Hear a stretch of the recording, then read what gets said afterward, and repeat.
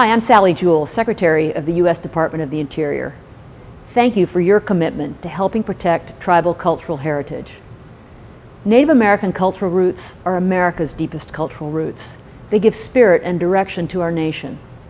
That's why I share your belief in the importance of preventing the export of wrongfully acquired items of tribal cultural heritage and repatriating these items from abroad. I encountered this issue firsthand when I visited Paris in December of 2015. There, auction houses have held a number of sales of cultural items that tribes consider sacred or items of cultural patrimony. These belong to the tribe as a whole and cannot lawfully be transferred by an individual acting alone. Yet over and over again, they've been offered for sale to the highest bidder. In Paris, I met with French officials, including the French Minister of Justice, to ask for their cooperation on enabling tribes to identify these items prior to sale and arrange to repatriate them to their rightful tribes.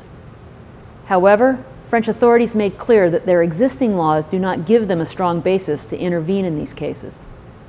In contrast, the United States has laws like the Native American Graves Protection and Repatriation Act.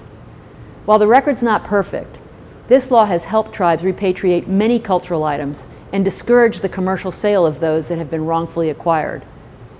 But since my meetings in Paris, auction houses there have continued to sell tribal heritage items, and many sacred items have been sold too, despite continued opposition from tribes and federal agencies.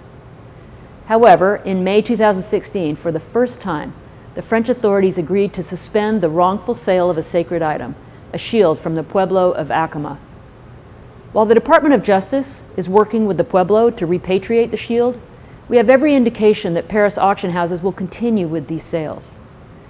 One obstacle to our efforts is that the United States does not have control on exports of tribal cultural items from the United States to foreign countries. The Native American Graves Protection and Repatriation Act regulates domestic commerce in the United States, but it has limited application to exports to foreign countries.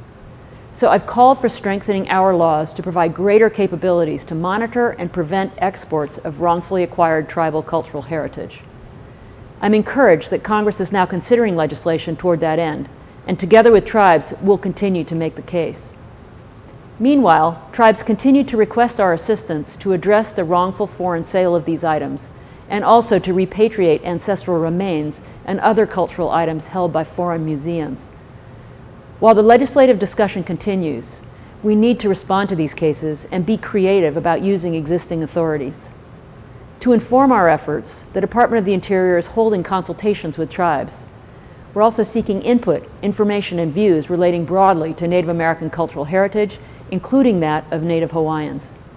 To help us, please share your ideas and experiences with Interior and the other federal agencies that are involved in these discussions. Upholding our government-to-government relationship with federally recognized tribes is a fundamental commitment and one the Obama administration takes very seriously.